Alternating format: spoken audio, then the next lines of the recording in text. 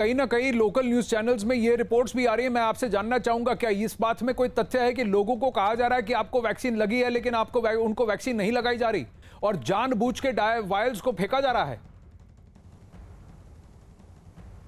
देखिए, कई सारी रिपोर्ट्स आ रही है और अब ये भी आरोप लग रहा था कि एक तरफ कहा जा रहा था कि वैक्सीन अवेलेबल नहीं है, आम आदमी कतार में लग रहा था, लेकिन हमारे पास ऐसी भी रिपोर्ट्स है, जानकारी है कि कोविड सेंटर जो बनाए गए थे वहाँ पर वीआईपीज यानी कांग्रेस के जो विधायक है, कांग्रेस के जो नेता है, वहाँ पर कोविड सेंटर के अंदर अपनों को वैक्सीन लगा रहे थे। जो ये वेस्टेज हो रही है, इसकी एक वजह ये भी है कि सिस्टमिक प्लान के तहत वैक्सीन लगनी चाहिए, उसकी बजाय कहीं न कहीं भाई भतीजावाज, कहीं न कहीं फायदा पहुंचाने की कोशिश की गई, इसलिए वैक्सीन का वेस्ट ज़्यादा हुआ और इस तरीके से दुरुपयोग हुआ। और जाहिर तौर पर ये बहुत बड़ा सवाल है सरकार पर, क्योंकि राजस्थान सरकार लगातार ये क्लेम करती आई है कि वो सबसे ज़्यादा एफिशिएंट यूज़ कर रही है। 2 दिन पहले केंद्र सरकार पर हमला बोला कि उन्हें वैक्सीन 18+ के लिए वैक्सीन नहीं दी जा रही है, वो बाकी कंपनियों से मिल नहीं रही है, सेंट्रल गवर्नमेंट की जिम्मेदारी है।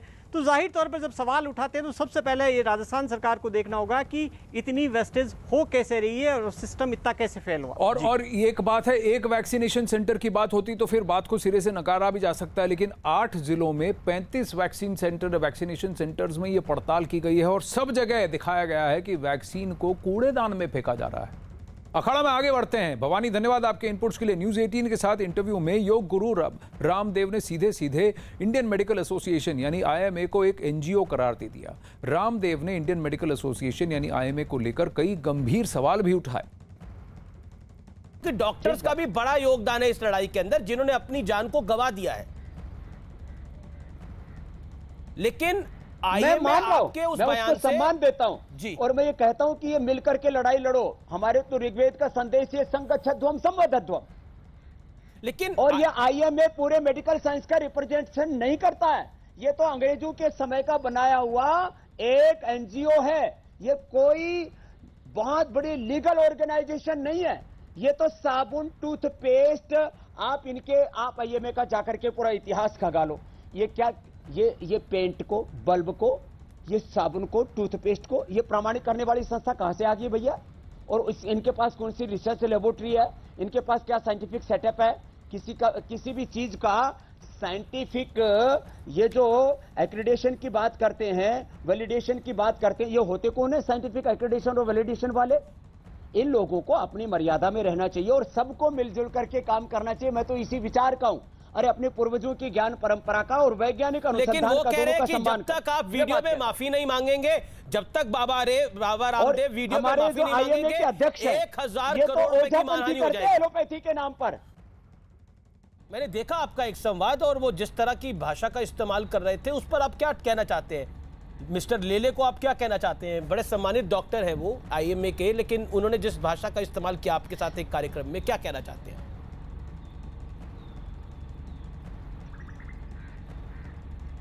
लेले जी का कोई ट्विटर अकाउंट मेरे पास तो 25 उनके मैसेज भेजे हैं, कोई उसको पढ़ लेगा तो वो तो एलोपैथी के नाम पर कलंक है बेचारे। दूसरी बात, इनके जो अध्यक्ष हैं वो कहते हैं कि ये अनुकूल समय है एक मजहब विशेष का संदेश घर घर तक पहुंचाने का, कि जो झाड़ फूक करके, ऐसे पानी के छींटा मार करके जो एक ढोंग आडम्बर पाखंड अंधविश्वास करते हैं, तो एलोपैथी को ओझापैथी बनाने में क्यों तुले हुए हैं? और मैं वापस कह रहा हूं, इस देश के वो डॉक्टर जो सच में, चाहे वो हमारे एम्स के अंदर हैं, चाहे वो और हमारे दूसरे ऐसे बड़े बड़े सरकारी गैर सरकारी हॉस्पिटल हैं, जो प्रामाणिक डॉक्टर हैं, जो शालीन हैं, जो अपने पूर्वजों के ज्ञान परंपरा का सम्मान करते हैं, जो खुद भी योग करते हैं, मैं ऐसे करीब 90% अच्छे डॉक्टरों का सम्मान करता हूं। वो सच में मानवता के लिए एक भगवान का वरदान है। लेकिन जो एलोपैथी के नाम पर लूट खसोट करते हैं, एलोपैथी को भी बदनाम करते हैं, ऐसे डॉक्टरों का तो मुझे तो लगता है आईएमए वालों को खुद ही इनिशिएटिव लेकर के, जो इनके अध्यक्ष हैं और जिनके सो कॉल्ड जो इनके महामंत्री आदि हैं, इनको तो बर्खास्त करके किसी योग्य व्यक्ति को अपने इस एनजीओ का अध्यक्ष बनाना चाहिए और उनको महामंत्री बनाना चाहिए। नहीं तो ये आईएमए का मुझे लगता है इसकी गरिमा ही खत्म कर डालेंगे। तो मेरी लड़ाई डॉक्टर्स के खिलाफ नहीं, आईएमए के खिलाफ है और इस एनजीओ के खिलाफ है, और इनके जो 10% हैं उनके खिलाफ है, कहते हैं रामदेव। इंडियन मेडिकल एसोसिएशन पर दिए योग गुरु रामदेव के बयान पर आईएमए से जुड़े डॉक्टरों ने बड़ा पलटवार किया है। आईएमए ने सीधे केंद्र सरकार से रामदेव के खिलाफ कार्रवाई की मांग की है। अब चलिए, अमिताभ सिन्हा हमारे साथ हैं, नीरज भी हमारे साथ हैं। अमिताभ, एक बात बताइए कि रामदेव की लड़ाई आईएमए से है, आईएमए की लड़ाई रामदेव से है, कहीं ये एलोपैथी वर्सेस आयुर्वेद तो नहीं, या एक पर्सनल फाइट है? देखिए, आपने बाबा रामदेव की पूरी बातें सुनी है। बाबा रामदेव की उनकी शिकायत तमाम डॉक्टरों से नहीं है। वो कई डॉक्टरों का सम्मान करते हैं जो अच्छा काम कर रहे हैं, जनता की सेवा कर रहे हैं। उनकी शिकायत है आईएमए से, जिसको वो एनजीओ करार दे रहे हैं। यानी ये लड़ाई सीधी सीधी बाबा रामदेव बनाम अगर आईएमए की कहें या जो मेडिकल एसोसिएशन आईएमए जो भी है, इनके खिलाफ सीधी सीधी लड़ाई लड़ रही है। क्योंकि इसमें आपने देखा होगा, क्योंकि बाकी आयुर्वेद के जुड़े लोग नहीं इसमें कूद रहे हैं, सीधे सीधे बाकी डॉक्टर्स नहीं कूद रहे हैं। ये सीधी लड़ाई एक टिक गई है आईएमए की। आईएमए लेकिन इसको एनजीओ करार देना भी ठीक नहीं है, क्योंकि एक बहुत बड़ा एसोसिएशन है। और आनंद, ये लड़ाई अभी मुझे लगता है धीरे धीरे भुग जाएगी। लेकिन एक चीज़ तो है, कम से कम बाबा आयुर्वेद को एक डॉक्टरी की पद्धति के रूप में रिकॉग्निशन दिलाने की पूरी कोशिश में लगे थे और तमाम लॉबिंग भी की थी। हाँ। लेकिन मुझे लगता है ये जो एलोपैथ का ये जो मानना है कि ये झोला छाप डॉक्टरी है, ये क्वैकरी है, ये करके इसको पीछे करार देना, मुझे लगता है इस लड़ाई को अंतिम मुकाम तक पहुंचाने में लगता है बाबा रामदेव को ये मौका मिलेगा। नहीं, मौका ही नहीं, मैं इसमें एक बहुत बड़ा विवाद भी है। रामदेव ने नीतीश, आप नीरज, आप मेरे साथ हैं। नीरज, मैं आपसे जानना चाहूंगा, ये जो रामदेव ने कहा कि आईएमए कौन सी बॉडी होती है सर्टिफिकेशन देने वाली, इसको राइट्स कहां से मिले और किसने दिया? और जब आईएमए का चेयरमैन खुद एक समुदाय विशेष और एक पंथ विशेष की बात करता है और उसको आगे बढ़ाने की बात करता है और फिर कहता है कि नहीं, मेरे बयानों को गलत मसले से लिया गया, गलत मतलब, और फिर अपने स्टेटमेंट को रिट्रैक्ट करता है, तो सब लोग मान लेते हैं। वहीं रामदेव ने कहा कि मेरा आक्षेप किसी भी डॉक्टर पर नहीं है, लेकिन इस एसोसिएशन और उसके कुछ फिगर हेड्स पर है। तो फिर लोगों में इतना बवाल क्यों है?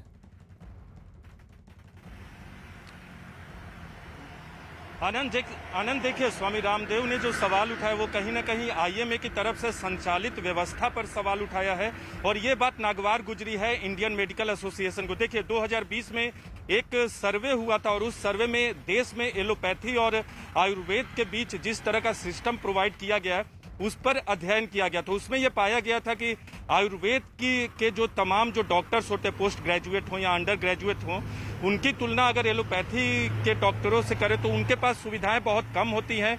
महज 414 कॉलेजेस का जिक्र था जो आयुर्वेद के थे और सिर्फ 1/4 के पास 100 बेड वाले अस्पताल थे।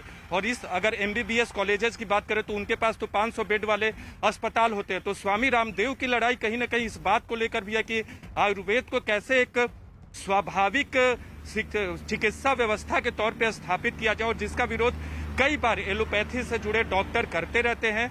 और आयुर्वेद की तरफ से रामदेव, जिन्होंने इसको स्थापित करने में एक महत्वपूर्ण भूमिका निभाई है भारत में, तो कहीं ना कहीं ये लड़ाई एलोपैथी और आयुर्वेद की भी है। हाँ, अभी ये लड़ाई स्वामी रामदेव और आईएमए के बीच में दिख रही है, लेकिन ये लड़ाई कहीं ना कहीं आयुर्वेद और एलोपैथी के बीच भी है। लेकिन दोनों पक्ष की तरफ से आयुर्वेद की बात करें या एलोपैथी, देखिए, इसमें कहीं ना कहीं एक व्यक्तिगत सियासत और उससे ज्यादा एक बड़ी सियासत है, क्योंकि इसके पीछे कुछ लॉबीज का भी हाथ है।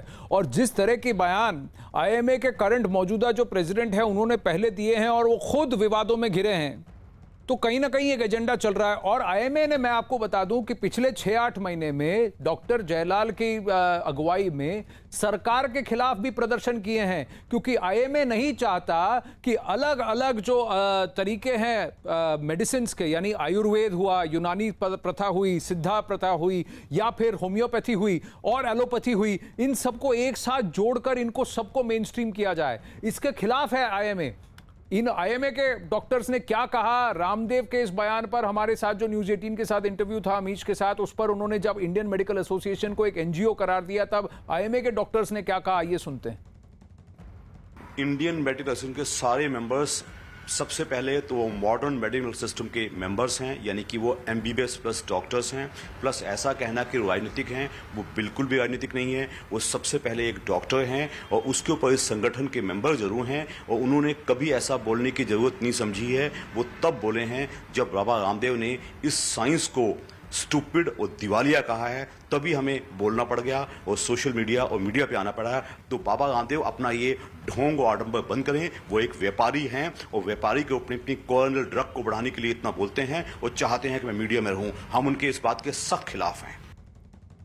इंडियन मेडिकल एसोसिएशन भारत का सबसे बड़ा मॉडर्न मेडिसिन डॉक्टरों का संगठन है और जो ये लाला जी जो बयान करते हैं वो ना कि सिर्फ इंडियन मेडिकल एसोसिएशन बल्कि junior doctors network, medical student networks, सभी स्पेशलिस्ट ऑर्गेनाइजेशन, इस तरह से पूरे 12 लाख मॉडर्न मेडिसिन के डॉक्टर्स ने इसकी घोर निंदा करी है। और लाला जी जो माफी की बात करते हैं उनकी माफी सिर्फ काफी नहीं है, उनके ऊपर epidemic act, disaster management act, magical remedies act, drugs and cosmetic act के तहत बिल्कुल कानूनी कार्रवाई होके उन्हें गिरफ्तार करना चाहिए। आईएमए के डॉक्टर्स एलोपैथी यानी मॉडर्न मेडिसिन की प्रैक्टिस करते हैं। सभी मेंबर्स एलोपैथी के बारे में जानते हैं, जानकारी लेते हैं, ना आयुष के बारे में जानते हैं। और हमारा साइंस संशोधन और सबूतों पर टिका है, उसे आईसीएमआर और डब्ल्यूएचओ की मान्यता है। आपके माध्यम से मैं यह कहना चाहता हूं कि आईएमए किसी पैथी के विरोध में नहीं है, ना आईएमए कोई राजकीय संगठन है। तो अगर एलोपैथी संशोधन, रिसर्च और डेवलपमेंट और साइंस पर टिका है तो आयुर्वेद क्या है? अमिताभ, आयुर्वेद का मतलब ही science of the human body, आयु का साइंस है, आयु की साइंस है, आयुर्वेद है। अब आपको एक बात बताऊं कि 2009 की बात है ये, आज से 11 साल पहले भारत के वैज्ञानिकों ने दुनिया में बवाल उठाया कि 5000 से ज्यादा भारतीय मेडिसिन के हर्ब्स और भारतीय जड़ी बूटियों का पेटेंट $150 मिलियन पर दुनिया की फार्मा कंपनीज करना चाहती थी। अदरक को पेटेंट करना चाहते थे मोटापे के खिलाफ एक नुस्खे के लिए। और संतरे के जो छिलके हैं, सिट्रस पील एक्सट्रैक्ट जिसे कहा जाता है, जिसको कि आज कई सारी फार्मा कंपनियां अपनी ब्रांडिंग में लगा के कहती है चेहरे पर लगाइए, ये तो देसी नुस्खा है। तो आयुर्वेद से निकालकर नुस्खे आप उसको पेटेंट करके वापस आकर एलोपैथी का नुस्खा बताकर दुनिया को बेच रहे हैं। और ये आडंबर नहीं है, ये व्यापार नहीं है, आयुर्वेद साइंस नहीं हुआ। हल्दी के गुण आज से हजारों साल पहले जिसको कि सिद्ध करके, शोध करके लोगों ने समझा, आज हमको पैकेजिंग करके बेचा जा रहा है टर्मरिक। तो ये आडंबर नहीं, ये धंधा नहीं है। कहीं ना कहीं जानबूझकर ट्रेडिशनल मेडिसिन को बुरा दिखाने की भी कोशिश है। हां, रामदेव ने शायद कुछ ज्यादा ही बोल दिया, वाचाल हो गए, लेकिन उन्होंने अपने वाक्यों को वापस लिया है। तो आईएमए क्यों उनके पीछे पड़ा है जानबूझकर? ये कहीं ना कहीं एक लॉबी है और एक एजेंडा है अमिताभ, क्योंकि आप दर्शकों को बताएं कि सरकार चाहती थी इन स्ट्रीम्स को मर्ज करें, आयुर्वेद के डॉक्टर्स को मेन स्ट्रीम करें, उनको आज्ञा दें कि वो सर्जरी जैसी बातें काम कर सकें, एडवांस मेडिकल प्रैक्टिसेस कर सकें। और इसके खिलाफ है आईएमए। अपने आप को मॉडर्न बताने वाले आधे से ज्यादा पेटेंट तो ट्रेडिशनल मेडिसिन के बल पर है इनके पास। आनंद ये आयुर्वेद है जिसको भारत की सभ्यता, संस्कृति और यहाँ के लोगों से अलग नहीं किया जा सकता। चाहे एलोपैथिक डॉक्टर हो, चाहे आयुर्वेद के डॉक्टर हो, चाहे यूनानी डॉक्टर हो। जो प्राचीन शिक्षा पद्धति है, हमारे भगवान धन्वंतरी के जमाने, धन्वंतरी जब जिक्र होता है प्राचीन वेदों में, धन्वंतरी जो भगवानों के वैद्य हुआ करते थे, उनके समय से आयुर्वेद चला आ रहा है। जिस तरह से जड़ी बूटियों से हमारे यहाँ बीमारियाँ ठीक की जाती थी। अगर सुश्रुत देखें, आचार्य सुश्रुत, वो भी कई सदियों पहले की बात है कि वो आयुर्वेद की बात करते थे। पतंजलि का महाभाष्य, अगर उसमें उनको अगर जनक कहा जाता है आयुर्वेद के बारे में लिखने का, तो ये तमाम चीज़ें हैं जो हमें जोड़ती हैं प्राचीन भारत से। और मुझे नहीं लगता कि भारत सरकार का, चाहे अमीर हो चाहे कतार में खड़ा आखिरी व्यक्ति हो आनंद, कोई भी इस आयुर्वेद की दवा से एलोपैथ पर जाने के पहले लोग अपने घर की नेचुरोपैथी जरूर करते हैं। हमारे लौंग खाना, हमारे यहाँ बड़ी इलायची खाना, तुलसी के पत्ते, नीम के पत्ते, ये तमाम चीज़ों से हमारे यहाँ दवाइयाँ घर में ही लोग बना लेते हैं। तो ये इसको हम अलग नहीं कर सकते। और भारत सरकार ने, मोदी सरकार ने कोशिश भी की है, आपको याद होगा कि इस कोरोना से लड़ाई में इन सब अस्पतालों को मान्यता देने की, यूनानी पद्धति को पूरी तरह से मान्यता दी हुई है। देश भर में इनके अस्पताल हैं, आयुर्वेद के अस्पताल हैं। तो जो विभाग बनाया गया आयुष आनंद, ये इसी दिशा में काम कर रहा है कि इन्हें भी पूरी तरह से डॉक्टरी बना दिया जाए। तो मुझे नहीं लगता है कि इसको भारत की सभ्यता, संस्कृति और लोगों के रोजमर्रा की जिंदगी से अलग किया जा सकता। डॉक्टर्स यही आईएमए द्वारा प्रमाणित बात करते हैं ना, आईएमए द्वारा भारत में प्रमाणित। रामदेव ने पूछा है नीरज, ये कौन होते हैं, ये कौन होते हैं प्रमाणित की बात करने वाले, प्रमाणित करने वाले? क्योंकि यही लोग हैं जो कि 1980 और 90 के दशक में ये कहते थे कि सफेद मंजन यूज कीजिए, कोयला का इस्तेमाल मत कीजिए, नमक मत डालिए, नीम मत यूज कीजिए। और आज यही आईएमए द्वारा प्रमाणित हैं जो पैकेज करके बेच रहे हैं कि इसमें नीम के गुण हैं, इसमें कोयला है, इसमें नमक है। ये वही नदमंजन वाले हैं। तो अब आप मुझे बताइए कि आडंबर किसका? अब आप मुझे बताइए कि इसको प्रमाणित करने वाले मॉडर्न हुए कि ट्रेडिशनल तरीकों को मॉडर्नाइज पैकेज करके लोगों को बेच रहे हैं? तो व्यापार कौन कर रहा है?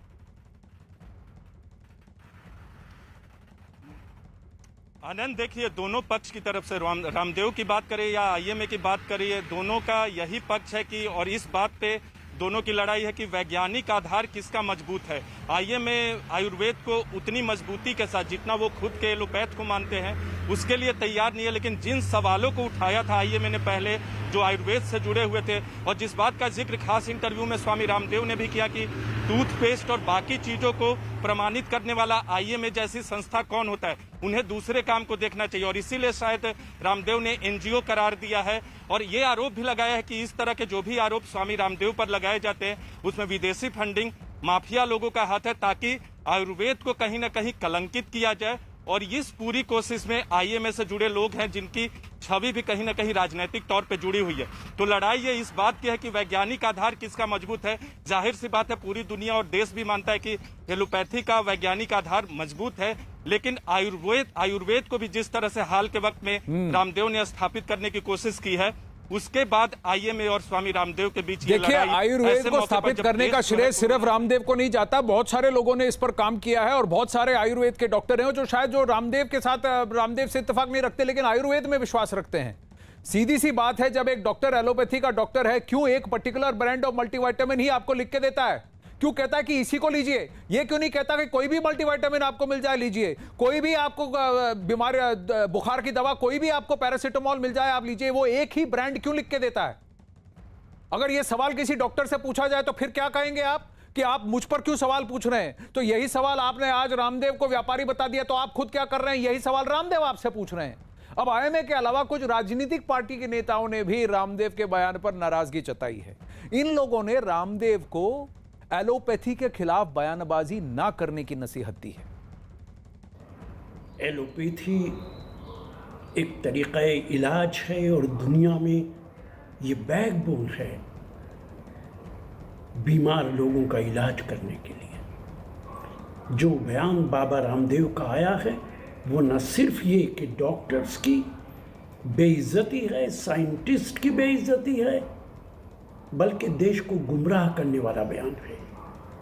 निश्चित तौर से उनके खिलाफ सख्त कानूनी कार्रवाई होनी चाहिए।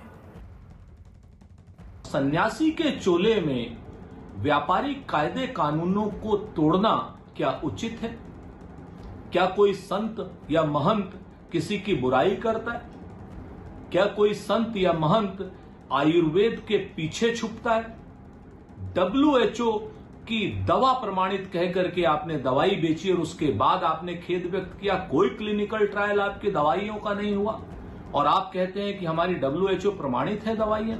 इन सारी बातों का आपको जवाब देना होगा। और रही बात ठगने की या झूठ बोलने की, तो आपने राष्ट्र के साथ झूठ बोला है रामदेव जी। आईएमए सरकार के द्वारा समय समय पर प्रचारित प्रसारित संगठनों में से एक है। भारत सरकार के, राज्य सरकार के मुख्यमंत्री, मंत्री समय समय पर इसके कार्यक्रमों का हिस्सा रहे हैं। लिहाजा इसको एनजीओ कहना, विदेशी ताकतों से मिला जुला कहना उचित नहीं। बगैर जानकारी के, अपुष्ट जानकारी के इस तरह का आरोप लगाना ठीक नहीं। आईएमए में मैं नहीं मानता कोई मिशनरी हैं, कोई एंटी नेशनल हैं या कोई विदेशी माफिया है। अमिताभ, नीरज, धन्यवाद आपके इनपुट्स के लिए। अखाड़ा में वक्त हो चला एक छोटे से ब्रेक का, बने रहिए हमारे साथ।